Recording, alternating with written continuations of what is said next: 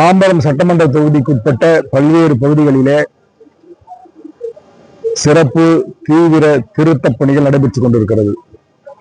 மாண்புமிகு கழக பொதுச்செயலாளர் அருமையான எடப்பாடியாருடைய ஆணைக்கிணங்க கழக பொறுப்பாளர்கள், கழக தொண்டர்கள் இப்பணிகளிலே தங்களை முழுவதுமாக ஈடுபடுத்தி சிறப்பாக பணியாற்றி கொண்டிருக்கிறார்கள்.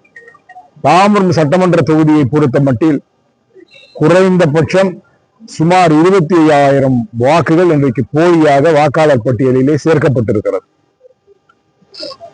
115வது பாகத்திலே ஒரே வீட்டிலே 360 வாக்குகள் சேர்க்கப்பட்டிருக்கிறது. 117வது பாகத்திலே ஒரே வீட்டிலே 150 வாக்குகள் போலியாக சேர்க்கப்பட்டிருக்கிறது. தாம்பரம் சண்முகம் சாலையில் இருக்கக்கூடிய பல்வேறு வணிக வளாக கடைகளிலே போலியாக வாக்குகள் சேர்க்கப்பட்டிருக்கிறது. பாகம் எண் 170 அது ஒரு ரயில்வே குவார்டர்ஸ் இடம்.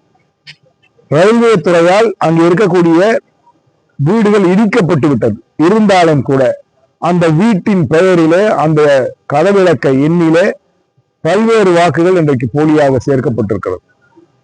இந்த தீவிர திருத்தத்தின் வாயிலாக அந்த போலி வாக்குகளை எல்லாம் நீக்கக்கூடிய ஒரு வாய்ப்பு எங்களுக்கு கிடைத்திருக்கிறது. எனவே அதனை முன்னிட்டு இன்றைக்கு நாங்கள் வேகமாக பணியாற்றி கொண்டிருக்கிறோம். இப்ப இதனாலதான் திமுக எஸ்ஐஆர் எதிர்க்குன்னு நினைக்கிறீங்க? திமுகவை பொறுத்த மட்டில் அவர்களுடைய ஜீன்ல உள்ள விஷயம் என்னன்னா, அவங்களுடைய டிஎன்ஏ என்னன்னு சொன்னா போலி வாக்குகள் மூலம் வெற்றி பெறுவது என்பது தான் அவருடைய தொடர் வாடிக்கையான செயல்பாடுகளாக இருந்திருக்கிறது.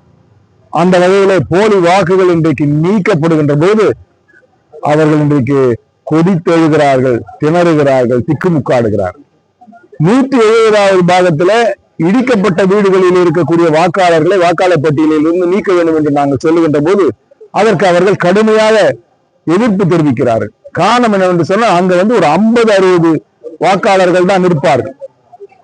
ஆனால் நடைபெற்ற உள்ளாட்சி மன்ற தேர்தலில் அங்க இருக்கக்கூடிய 250 வாக்காளர்கள் வாக்குப்பதிவு செய்வதாக புள்ளி விவரம் சொல்கிறது.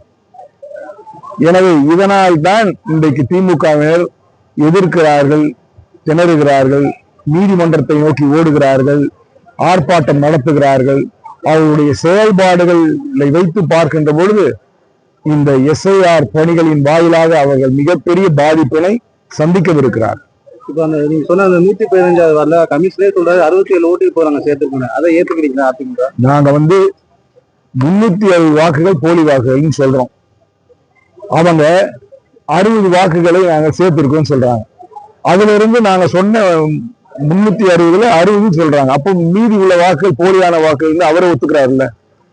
சரி, இப்ப 60 வாக்குகள் எந்தெந்த வாக்குகள் சேர்க்கப்பட்டிருக்கிறது என்கின்ற விவரங்களை எல்லாம் எங்க BLA 2 இடத்துல கொடுக்க வேண்டும் என்று கேட்டிருக்கிறோம். அது வரப்பெற்றதற்கு பிறகு நாங்கள் வீடு வீடாக சென்று அதனை நிச்சயமாக சரிபார்ப்போம்.